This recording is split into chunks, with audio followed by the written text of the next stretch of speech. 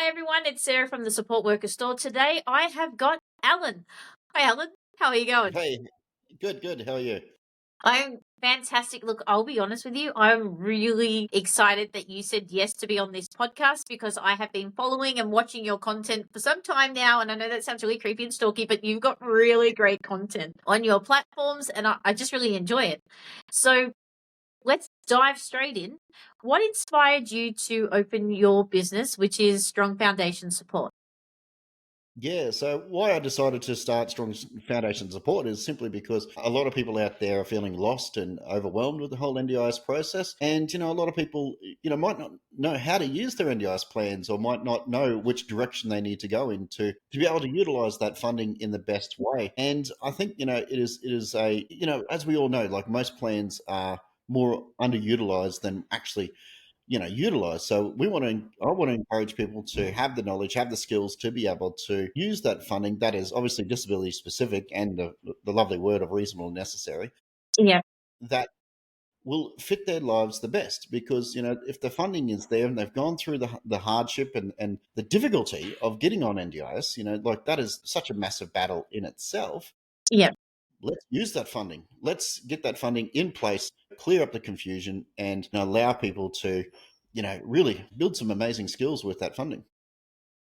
Was this the foundation of building your business? Yeah, so like I started working in the NDIS when NDIS rolled out here where I am in far north Queensland. So I got thrown into it at the same time as I got my first plan. I had to really navigate my way through it to have an understanding of one, how to help participants, but also how to utilize my own personal plan, because sometimes of ideas I might get in my head of what's funded, what's not funded. Sometimes I've had to use myself as a little bit of a test bed to test a theory to see whether if that is an idea that we can push through the NDIS, and is that something that we can sort of mold and around another person to get that funding. Because a lot of people might think, oh, that's instantly not funded, but a little bit of molding, a little bit of rejigging. You can look at getting other things funded. So practically so the NDIS is more than 10 years old. So I dare say that you have been a participant for more than 10 years. Have you seen quite a big shift and a change how delivery is going with the NDIS? Yeah, Sorry, so that's where such a I'm big question. Yeah, so where where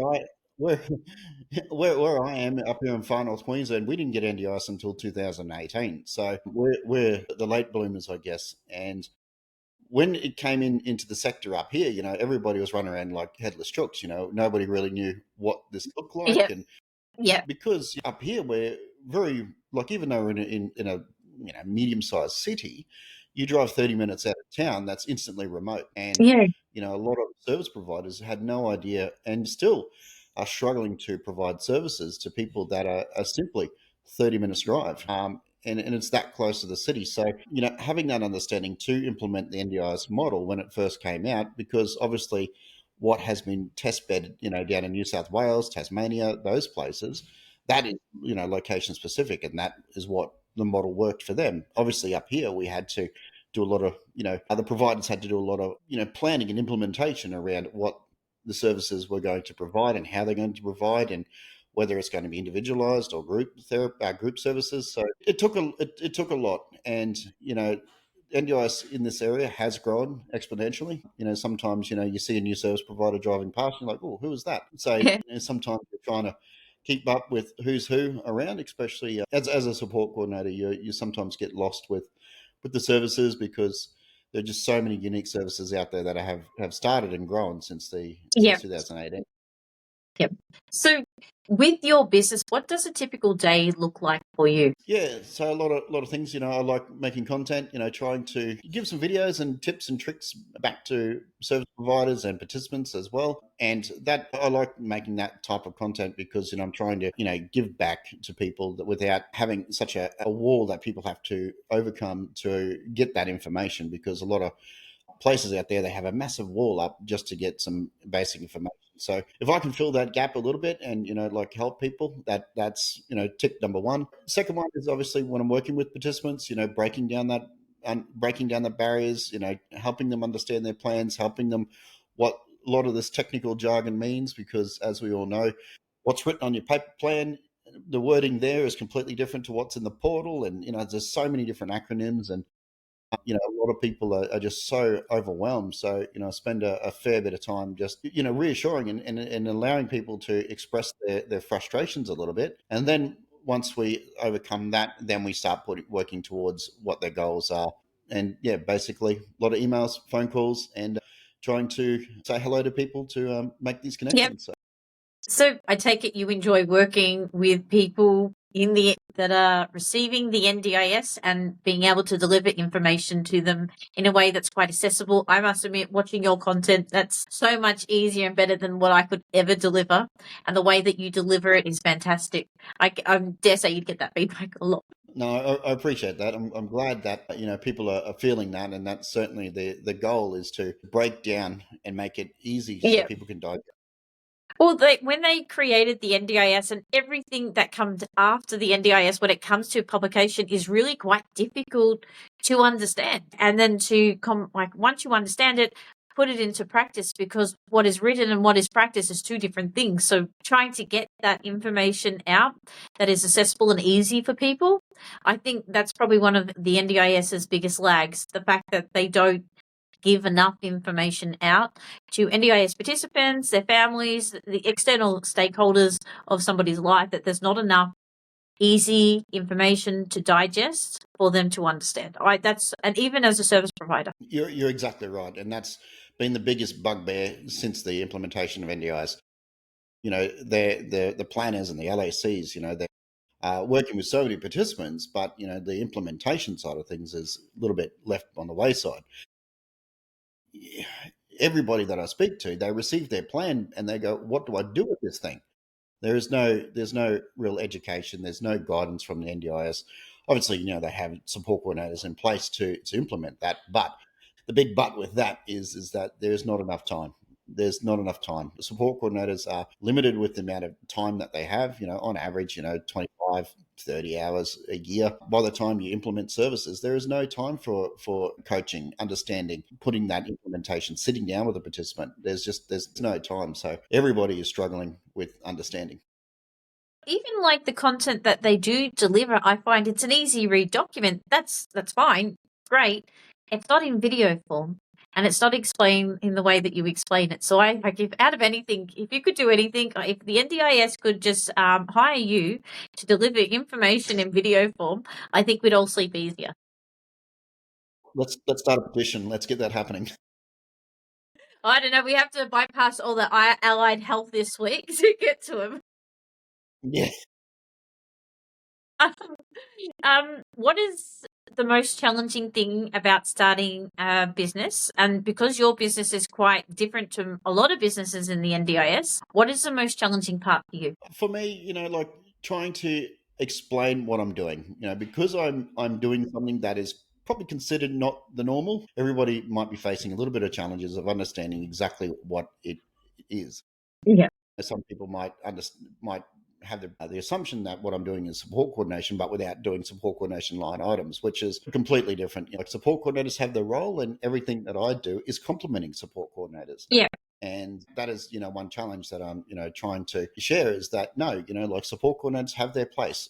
Disability support workers have their place. Everybody has their place. But, I'm coming in to assist with the understanding, and that empowers everybody to reach out and use their funding even more effectively. Yeah. Is there ever a time that you read a plan and go, whoa, that's different? A bit unusual? All the time. Like you think you understand plans, and then you see something, you're like, what is that? And you got to go back to the drawing board. What is the wildest thing you've seen? Is like the thing that sort of like I struggle a lot with is this stated supports. A lot of people get locked down with stated supports. Yeah. And, like people don't have the ability to be able to, use that choice and control. So I'm just sort of struck. Like I've seen some wild things in plans. I'm just trying to remember an example off the top of my head. So yeah, sorry. Especially the specific wordings, but definitely there has been some curveballs that got thrown out. that I've had to go back to the NDIS or had to do some research to be able to have a further understanding of what Yeah. that actually is. Yeah, I gave you a wild card there because I have seen some, especially with all the changes coming in. I saw a plan the other week and I was like, how many years? What? That's different. That is unusual. Yeah. Um, what kind of people do you provide support to? Is it mostly people with NDIS packages, or are you doing any mentoring for support coordinators and LACs? That's something that I'm going to be doing in the future. Not at the moment, because I need to develop a bit of a program around how to support coordinators, and that is something that I have to put a little bit more time and effort into actually build a program. But at the moment, just working with NDIS participants. Yeah. And how do you come about finding NDIS participants to support? Because it's quite niche and it's not something that I dare say a lot of people don't Google to find.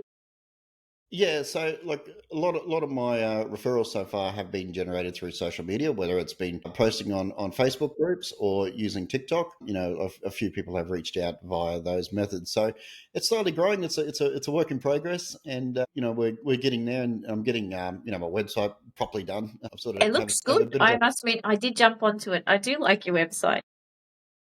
That's good. I sort of was a bit of a hodgepodge thing that I cobbled together on Squarespace.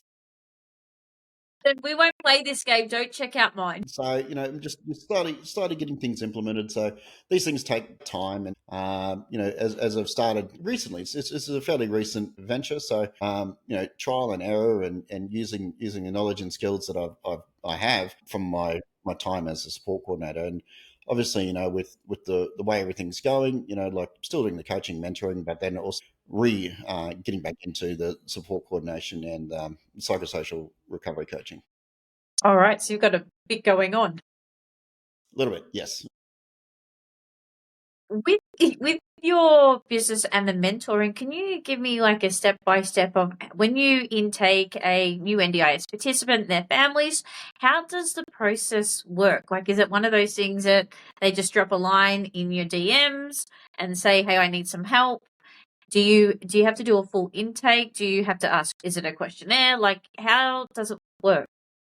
Yeah, so like I've got a very simple process because I'm trying to, my whole premise of everything that I'm doing is to make this process as easy as possible.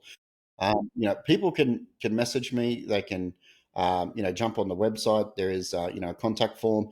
There is I've got a calendar, the booking platform as well that people can jump on there, and that people can find their own appointments.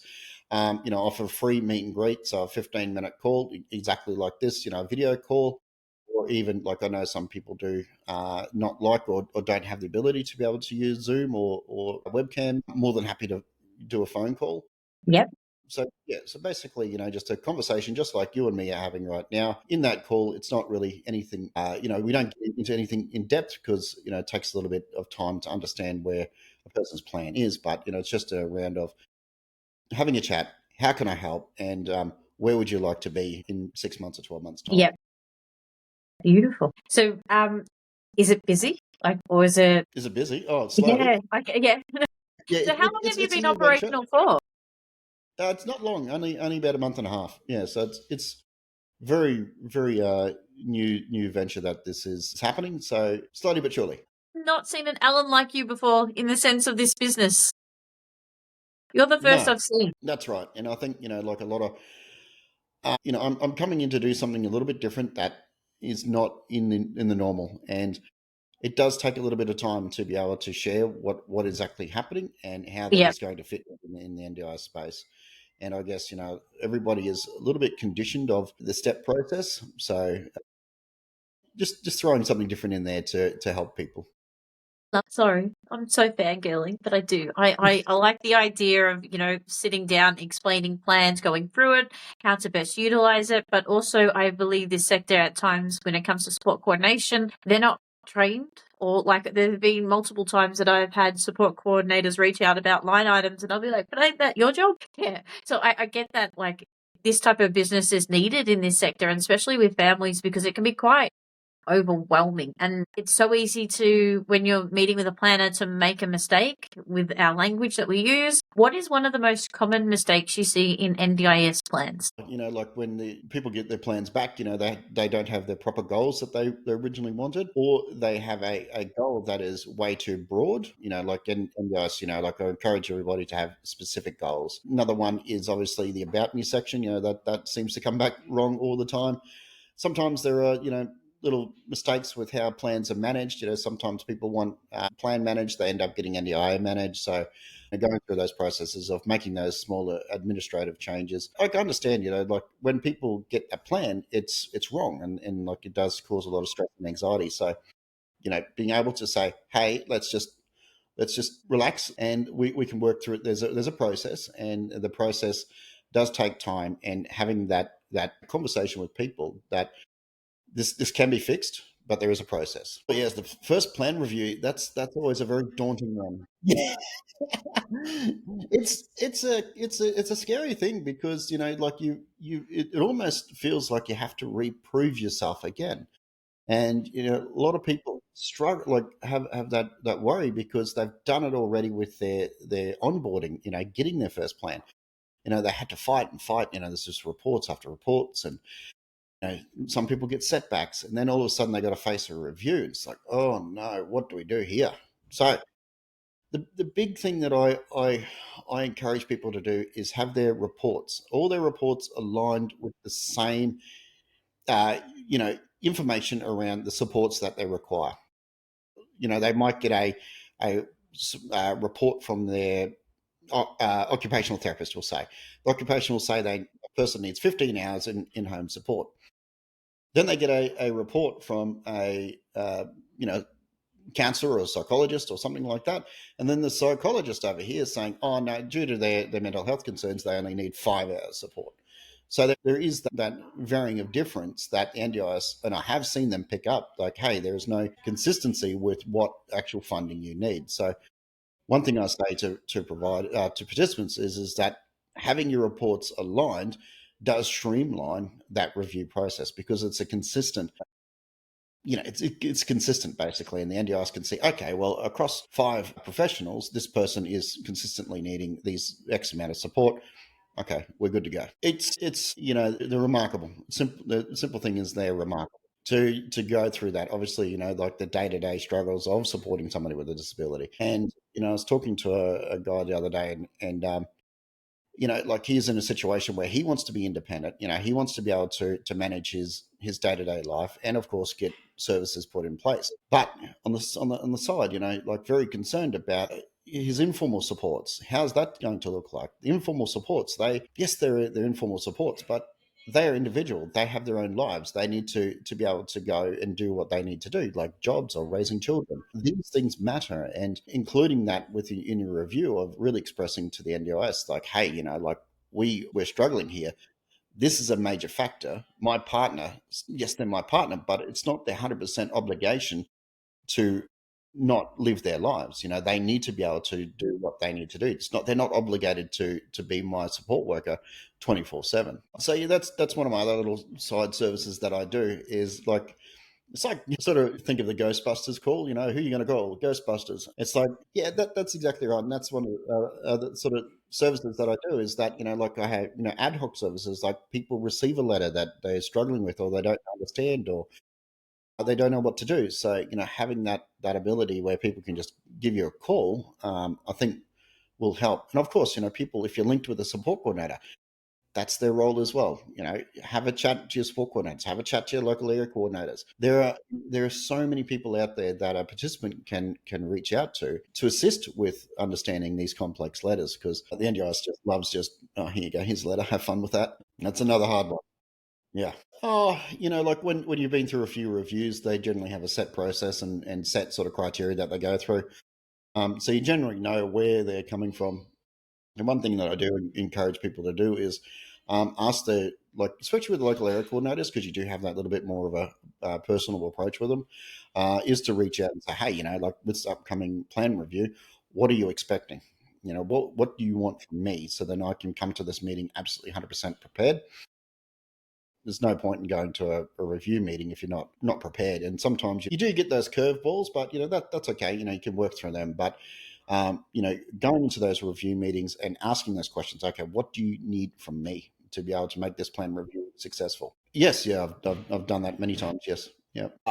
Trying to sort of this one sort of bugs me a little bit. Like you're working with planners that don't quite understand the person's disability. So like I understand, LACs, they're broad range of disabilities, such a broad range of people, such a broad range of cultural backgrounds. There's so many differences that LACs need to be across, and trying to explain to them in a way that they can understand that this is reasonable and necessary, and trying to break down that barrier that because a person may present in a way might not actually be their real situation. Trying to work through planners to actually show them and demonstrate that this is what the person needs. Just because they fit in a box, like cerebral palsy, well, everybody loves throwing disabilities in boxes. Just because that person lives in that box doesn't mean that funding is appropriate for that individual. They might need funding from different boxes. So trying to articulate that.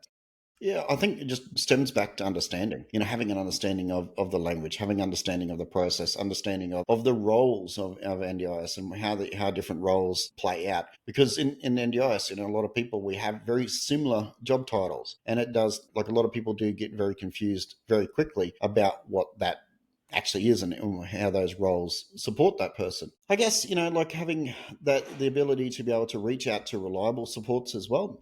Once you find everybody talks about a good support coordinator, a good plan manager, once you find that support, and then there's plenty out there, like I'm not knocking support coordinators, not knocking plan managers. There are so many good ones out there that will work their butts off to provide the best service that they can. That helps. Like if you could have that person that you click with, you're instantly on a winner right there. You do, and that's the big things is that a lot of people need to say, okay, this is not working for me. Thank you so much. I'm going to move on. And exactly right. And people should not feel there is no repercussions. There is no negative effects. There is nothing that's going to come back on you if you decide to leave a service. 100%. Yeah, that's exactly right. And that's something that I encourage everybody. If you don't like it, change it. Percent. Like there's so many different providers out there that are target like have their own niche and their own expertise that will align with what you need. Exactly right. I 100% agree with you. Yeah, definitely. So, I've got a free resource section on my website that people can jump on and just simply put in your email. It's 100% free, no charges at all. A couple of things that I have put together already, like this is just the cover page, but essentially is that this is a list of, it's about a 3 or 4 page document that people can use, and it inspires questions, especially around when you're asking about NDIS providers and how to make an informed decision. Like that is a big thing of trying to find providers that are going to be the best and suited for what exactly you need when you're looking for a service, because there are so many different service providers out there. You may get a little bit overwhelmed and a little bit lost about exactly what to ask. So yeah, that's a free resource about what questions you can ask. And I also got a second one here that is around just inspiring ideas of what you can utilize within your core support. So some people might not think of that they can access certain things that are relevant to their disabilities. Just a couple of little simple documents there that are designed to inspire and create a little bit of conversation. Exactly right. Like that's the questions that people should be asking, is not the niceties and like you're a lovely person and you do everything on the weekend, well done, but what real service do you put in place? How does your service actually help me achieve my goals? That's the kicker. That's what your participants are paying for, is that support to achieve their goals, not the not the niceties. Correct. Yeah, that's exactly right. You're looking for a provider that will come in and assist you with your day-to-day life. If you need support on a Tuesday, well, then you should receive support on a Tuesday. If the provider can't provide that support on a Tuesday, well, I'll find somebody else that can. 100%, 100%, 100%, 100%. And like if a provider can't provide that service on a they're restricting a person to that standpoint, then time to change. But like I got to defend it. Sometimes I got to, on the flip side, got to defend a provider as well, because sometimes life does happen. Sometimes staff can't make it. But there are those sort of things that people, and like I will defend providers a little bit here as well. Participants need to be a little bit reasonable as well when coming back to providers. So there is a balance. Like providers need to be able to fit in with a person's life, but also the person's life needs to be able to fit in with a provider as well. So there is that whole balance of service provision. Well, everything except Twitter or X or whatever you want to call it, and pretty much everywhere else. So I'm building a presence on all the social medias. Same business name across all of it. Strong foundation support. LinkedIn. Actually, last night I created a business profile on LinkedIn. That way, it'll just be a little bit easier for people to find that where people prefer to use LinkedIn, because I'm hearing a lot of people like LinkedIn, so I'm dabbling a little bit. Yeah, that's exactly right. Yeah, so like in that sort of first meet and greet phone call, it's just around about having that initial connection. Like, am I the right fit for you? Do you get a good vibe from me, and do I get a good vibe from them? Like obviously, sometimes you're going to meet people that you just simply just go, no, no, no, no, no. Yeah, that's exactly right. If they're doing something that is completely out of my wheelhouse, or it is very complex, that is going to, I feel that I'm not going to be the best fit, or if I'm going to be, I don't want to provide service just for the sake of providing service. Simple as that. Like a lot of providers will just, they're like Finding Nemo, like that analogy with the seagull. It's like mine, mine, mine, mine, mine, mine, mine. Yeah, I see that all the time, and that's definitely not me. If I feel that I'm not the best fit, like certainly refer on, or point the person in the right direction, because people need to find the best fit that's going to help them achieve the goals. Exactly right. Yeah. Yeah. So utilizing platforms like Zoom or Google Meets or even phone calls. So originally I wasn't going to do phone calls, but I decided to include phone calls simply because sometimes internet, laptops, computers are a barrier, and a lot of people don't have access to technology. So that's why having multiple options of communication is the way to open up the door to be able to help people. And if they live locally to where I am, then more than happy to do face to face as well. 100%.